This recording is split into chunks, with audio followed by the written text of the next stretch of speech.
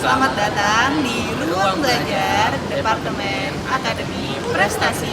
Perkenalkan, nama aku Salseka Putri dari Ekonomi Syariah 61 sebagai Tutor Ekonomi Dasar. Perkenalkan, nama saya Zulas Ishak dari Ekonomi Syariah 61 sebagai Tutor Ekonomi Dasar. Selamat menonton!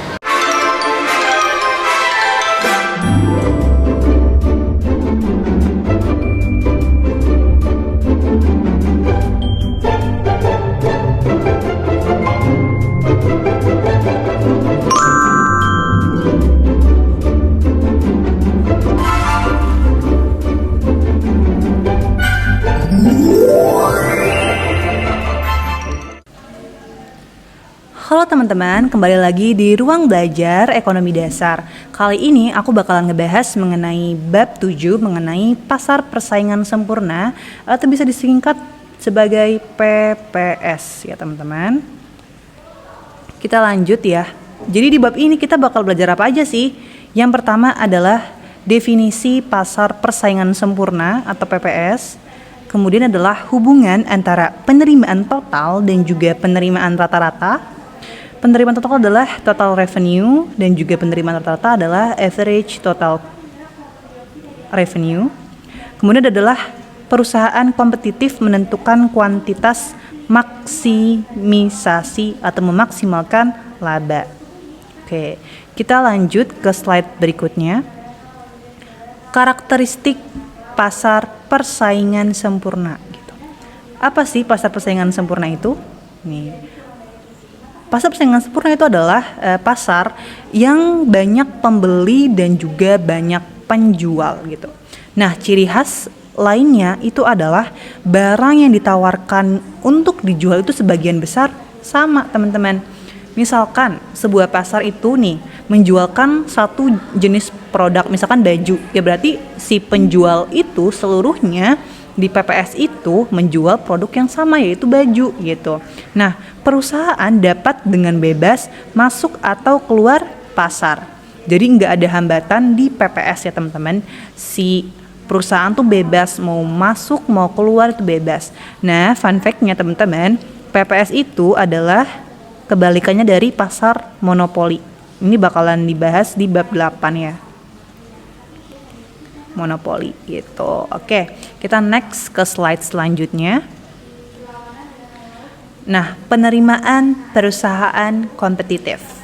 Penerimaan perusahaan kompetitif itu teman-teman dirumuskan dengan 3 rumus nih yang teman-teman kalau bisa harus di luar kepala harus tahu gitu. Ada yang namanya penerimaan total atau total revenue ya teman-teman. Ini rumusnya apa? Rumusnya adalah P pada saat keseimbangan atau harga saat keseimbangan dikali dengan kuantitasnya gitu. Biasanya gini, kita misalkan nih kita menjual sebuah barang dengan harga jual tertentu dan menjual berapa banyak itu masuk ke kuantitinya nanti. Untuk penerimaan total berarti harga barangnya dikali dengan jumlah yang terjualnya, seperti itu teman-teman. Nah, selanjutnya adalah penerimaan rata-rata atau average revenue AR. Pokoknya kalau ada average gitu, biasanya itu pembagiannya dengan Q-nya. Makanya dengan average revenue berarti TR dibagi dengan Q-nya. Total revenue dibagi dengan kuantitinya gitu teman-teman. Nah, selanjutnya adalah penerimaan marginal atau marginal revenue atau MR. Rumusnya adalah delta TR per delta Q. Ini tuh sama aja kayak turunan teman-teman. Nih, misalkan aku contohkan, misalkan fungsi total revenue-nya itu adalah 2Q kuadrat ditambah 4Q.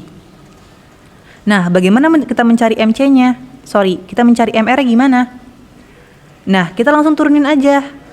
Turunin 2 kali 2 4, 4Q, pangkatnya hilang 1. Jadi 4Q doang ditambah 4. Nah, ini adalah si MR-nya gitu teman-teman, kalau misalkan di soal ditanyain MR jika diketahui total revenue-nya gitu. Nah, kita lanjut ke permintaan pasar dan juga perusahaan. Nah, biasanya kalau di pasar, di perusahaan kompetitif itu teman-teman, harga dan juga outputnya nanti dihubungkan dengan kurva supply dan juga demand gitu. Misalkan ini adalah pasar beras gitu kan. Pasar beras itu ada supply, ada demand-nya. Nah, sedangkan di PPS, ini PPS ya teman-teman.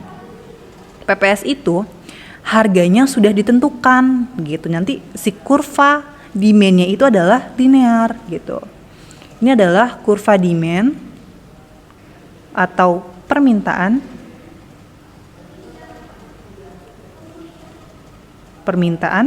Ini itu besarnya sama dengan harganya, sama dengan marginal revenue-nya. Nah, bagi perusahaan harga pasar yang ini teman-teman, yang beras ini sudah tertentu sehingga permintaan perusahaan elastis sempurna. Yang ini ya teman-teman, ini adalah elastis sempurna. Jadi si perusahaan tuh nggak bisa naik turunin harga semaunya karena harganya sudah ditentukan oleh pasar gitu.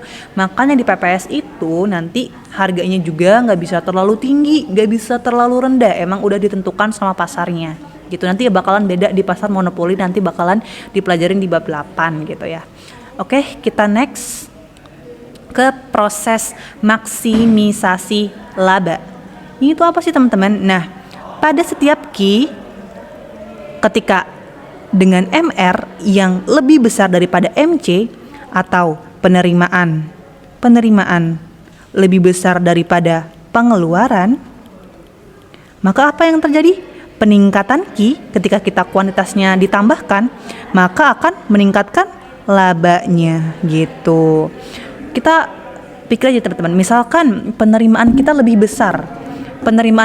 besar daripada pengeluaran kita, ya berarti kita untung dong. Dengan menambah quantity yang kita mau jual, maka akan menambah labanya juga gitu. Ini adalah kondisi 1. Oke. Nah, berkebalikan dengan kondisi 2 gitu. Pada setiap Q dengan MR kurang dari MC ketika penerimaan lebih kecil daripada pengeluaran, penerimaannya lebih kecil daripada pengeluarannya, ya berarti perusahaan itu mengalami rugi.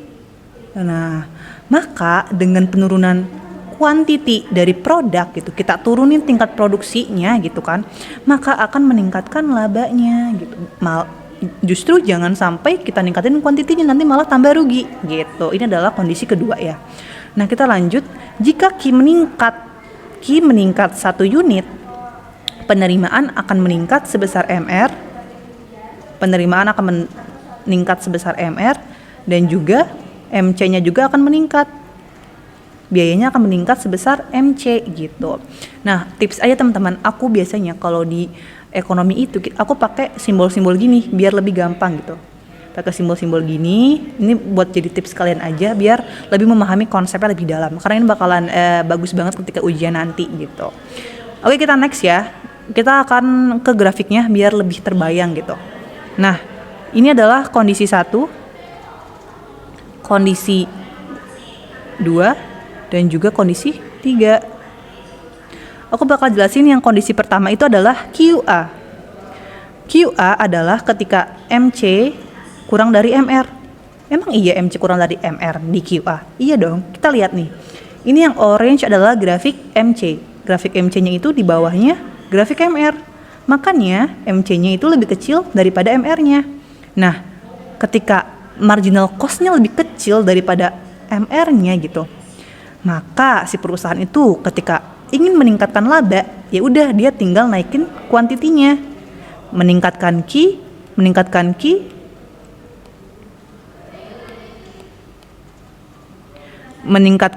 untuk meningkatkan laba. Makanya nanti dia meningkatkan Q-nya gitu untuk meningkatkan labanya. Nah, kondisi yang kedua, pada saat Q1 MC sama dengan MR, ya teman-teman, ini bakalan ada di titik keseimbangan harganya ya. Harganya udah seimbang gitu, udah stabil. Nah, mengubah Q untuk meningkatkan laba gitu. Nah, bagaimana dengan kondisi ketiga pada QB? QB itu adalah ketika MC-nya kurang dari MR.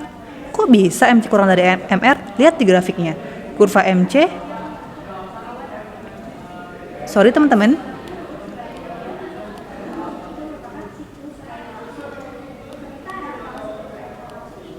Nah, di kondisi 3 itu adalah MC itu lebih besar daripada MR. Kok lebih besar? Kita lihat nih di QB ini, QB MC-nya lebih besar nih daripada si MR-nya. Makanya si perusahaan itu mengalami kerugian ketika pengeluaran dia lebih besar daripada penerimaannya. Makanya caranya gimana agar perusahaan itu kembali ke titik keseimbangannya gitu, kembali ke Q1. Makanya dia harus menurunkan kuantitinya untuk mencapai keseimbangannya gitu. Jadi itulah yang lebih mudah ya kita untuk memahami dalam bentuk grafiknya gitu. Oke, kita next ke selanjutnya. Keputusan output dalam jangka pendek. Maksudnya gimana? Jadi, periode di mana perusahaan masih mempunyai input atau faktor produksi yang tetap. Jadi, di jangka pendek itu, ada kalanya perusahaan itu masih mempunyai input atau faktor produksi yang tetap gitu. Makanya nanti akan mengakibatkan yang namanya maksimisasi laba gitu. Pemilik manajer perusahaan harus menerima input tetap gitu. Mereka itu harus membayar fixed cost-nya, fixed cost, dan menentukan berapa banyak output yang dihasilkan dengan mengubah input variabel gitu. Ketika si key-nya ini diubah, maka harus mengubah si variabel cost-nya juga, harus diubah juga gitu. Berbeda hal dengan fixed cost gitu teman-teman. Oke, kita lanjut ya biar kalian lebih paham. Nah, ini adalah materi mengenai shutdown atau berhenti produksi dan juga versus exit atau keluar. Apa itu shutdown? Shutdown adalah keputusan jangka pendek perusahaan untuk tidak berproduksi karena kondisi pasar. Nih, dalam jangka pendek itu perusahaan itu ingin berhenti berproduksi gitu. Tapi gini, perbedaan shutdown dan exit terjadi nanti ketika shutdown itu masih ada kemungkinan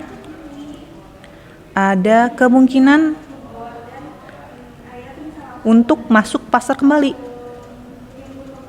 Untuk masuk pasar gitu. Jadi nggak selamanya tutup si perusahaan itu. Jadi masih ada kemungkinan untuk masuk pasar lagi gitu. Mungkin diperbaiki dari segi variable cost-nya, dari segi pengaturan keuangannya. Nanti sewaktu-waktu si perusahaan itu bisa masuk pasar lagi ketika kondisi perusahaannya sudah stabil gitu.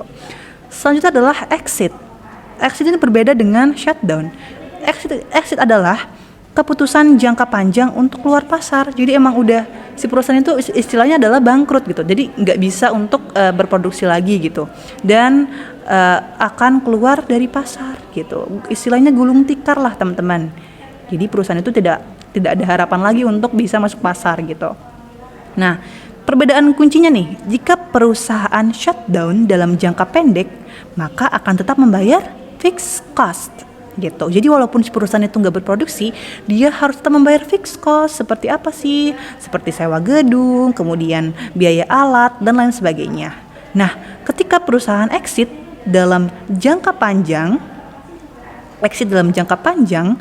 maka biayanya akan nol. Karena dia udah boro-boro untuk membayar fixed cost ya teman-teman ya.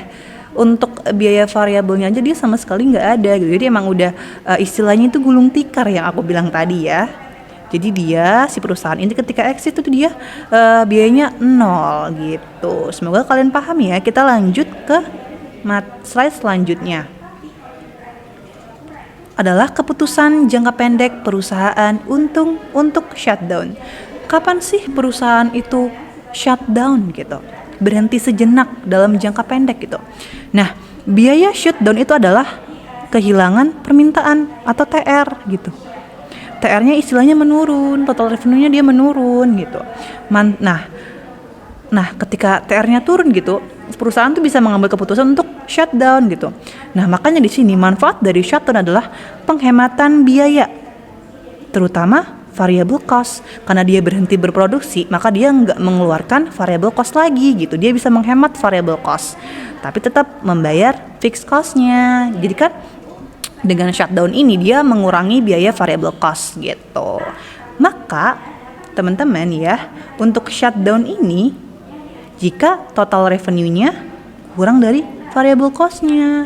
Ketika TR kurang dari variable cost-nya, maka si perusahaan itu memutuskan untuk shutdown gitu. Nah, ketika kedua sisi dibagi Q, maka TR kurang dari TR per Q kurang dari VC per Q. Nah, ini itu bisa kita simpulin dengan shutdown itu jika harganya kurang dari average variable cost-nya gitu. Semoga kalian paham ya mengenai slide ini. Kita lanjut ke slide selanjutnya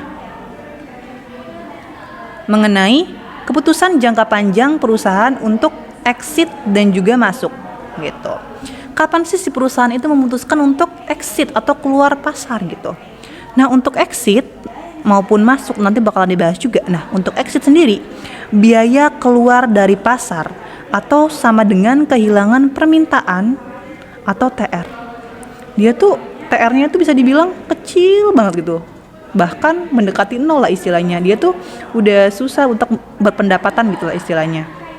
Nah, ketika si TR-nya ini nol ya, mendekati nol istilahnya, tidak ada pendapatan lagi gitu.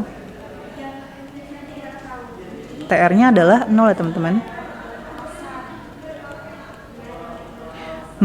Nah, makanya melakukan exit gitu. Manfaat exit itu apa? Manfaat keluar dari pasar adalah penghematan biaya, total cost, termasuk variable cost dan juga fixed cost gitu. Jadi menghemat biaya total cost, termasuk fixed cost-nya juga bakalan nggak bayar lagi gitu istilahnya. Maka perusahaan exit jika total revenue-nya kurang dari total cost-nya gitu. Dia tuh istilahnya pendapatan dia tuh lebih kecil daripada pengeluarannya, makanya dia rugi gitu. Makanya perusahaan melakukan exit ketika TR kurang dari TC, daripada dilanjutin makin rugi kan. Jadi mending di exit gitu, mending keluar pasar gitu. Nah, kedua sisi dibagi dengan Q untuk menyatakan keputusan perusahaan exit ketika P-nya kurang dari ATC gitu. Kita bagi dengan Q semua gitu ya teman-teman, maka akan menghasilkan P-nya itu kurang dari ATC. Nah, bagaimana dengan masuk gitu? Nah, teman-teman, ada kemungkinan lagi ketika perusahaan yang sudah exit juga mau masuk pasar lagi juga bisa gitu. Di jangka panjang ya, perusahaan baru akan masuk jika menguntungkan gitu. Makanya dilihat-lihat dulu nih sekiranya menguntungkan atau enggak gitu. Ketika menguntungkan, dirasa-rasa menguntungkan, ketika TR-nya kurang lebih besar daripada TC, maka si perusahaan itu akan masuk ke pasar gitu. Ketika kedua sisi dibagi dengan Q, maka menyatakan enter itu jika harganya lebih dari average total cost-nya gitu. Ini simpelnya teman-teman, semoga kalian paham ya. Kita lanjut ke ada yang namanya kondisi laba nol. Ini adalah keseimbangan jangka panjang. Proses masuk dan keluar, entry to exit selesai. Perusahaan yang tetap di pasar mendapatkan laba ekonomi nol gitu. Pada saat keseimbangan jangka panjang, ada kalanya teman-teman, proses masuk dan keluar itu perusahaan mengalami laba ekonominya nol. Laba ekonomi itu apa? Ketika biaya implisit ditambah biaya eksplisit gitu. Itu nol, nanti keuntungannya nol. Nah, laba ekonomi nol itu terjadi ketika P itu sama dengan ATC. Jadi dia itu harganya sama dengan average total cost-nya. Jadi dia tuh nggak untung nggak rugi gitu teman-teman. Jadi malah laba ekonominya nol gitu. Nah, karena berproduksi ketika P sama dengan MR sama dengan MC, kondisi laba nol terjadi ketika P sama dengan MC sama dengan ATC gitu. Mengingat MC itu menyinggung ATC pada ATC minimum, maka di jangka panjang PATC juga minimum. Nanti bakalan ada grafiknya, mungkin kalian kalau ngebaca doang agak-agak kurang paham ya. Kita bakalan lanjut aja ke next-nya. Nah, ini adalah efek jangka pendek dan panjang dari kenaikan permintaan. Oke, aku bakalan jelasin satu-satu. Perusahaan di poin satu ini, perusahaan dalam keseimbangan jangka panjang. Nih, dalam keseimbangan jangka panjang, adanya kenaikan permintaan nih teman-teman. Nih di sini aja teman-teman, sorry salah. Perusahaan dalam keseimbangan jangka panjang di poin 1 ini karena adanya kenaikan permintaan meningkatkan P. kenaikan permintaan dia berubah menjadi di titik B, maka akan menaikkan harganya. Ketika demand-nya itu naik ke kanan, maka harganya juga akan naik gitu. Nah, perusahaan itu mendapat keuntungan dalam jangka pendek. Nah, lihat nih, satu kedua keuntungan dalam jangka pendek gitu. Nah, sepanjang waktu laba membuat perusahaan baru masuk pasar gitu. Nah, ketika dirasa-rasa untung nih, oh ini pasarnya untung nih, maka banyak perusahaan yang masuk ke pasar itu, makanya akan menaikkan suplainya akan bergeser ke kanan gitu. Ketika masuk banyaknya yang masuk ke pasar menggeser kurva suplai ke kanan, maka akan menurunkan harganya kembali gitu. Nah, makanya ini akan mendorong laba ke nol, kembali ke keseimbangan jangka panjangnya gitu. Jadi mau segimanapun perusahaan masuk pasar, ujung-ujungnya bakal kembali ke harga keseimbangan. Nah, ini adalah untuk profitnya ya teman-teman. By the way, ini muncul di soal UAS waktu itu di esainya. Semoga nanti kalian lebih memahami lagi mengenai materi ini ya teman-teman. Oke, next. Mengapa kurva penawaran jangka pendek dapat memiliki slope negatif? Kurva penawaran jangka pendek, jangka panjang Mengapa kurva penawaran jangka panjang dapat memiliki slope positif? Kurva penawaran jangka panjang atau horizontal itu jika semua perusahaan memiliki biaya yang identik. Horizontal itu yang ini teman-teman, gini ya, horizontal. Biaya tidak berubah ketika perusahaan lain masuk atau keluar pasar, yang sudah dijelaskan di bab awal tadi. Ketika di PPS itu harganya itu sama, makanya nanti kurva demand-nya itu horizontal gitu. Nah, jika salah satu asumsi di atas tidak terpenuhi, kurva penawaran jangka panjang memiliki slope positif gitu teman-teman. Semoga kalian paham mengenai bab 7 mengenai PPS ini. Sampai bertemu di video selanjutnya. Terima kasih. Dadah.